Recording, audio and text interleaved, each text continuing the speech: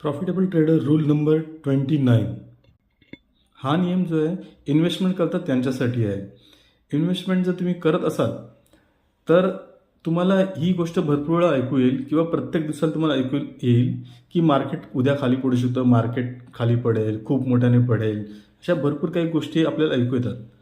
पण जर तुम्ही इन्व्हेस्टमेंट करताय तर तुम्ही अशा स्टॉकची निवड करा आणि अशा प्रकारे ॲनालाइज करा की स्टॉक खाली पडला तरी तुम्हाला एवढा इम्पॅक्ट होणार नाही आणि तो स्टॉक एवढा मजबूत पाहिजे की पडल्यानंतर सुद्धा बाउन्स बॅक करून परत वर आला पाहिजे.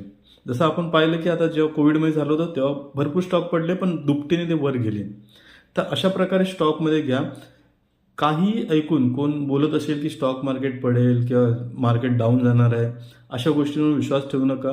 आपलं जे फायनान्शियल ॲनालिसिस प्रॉपर करून तुम्ही इन्व्हेस्टमेंट करा, तर ते तुमच्यासाठी चांगलं राहील.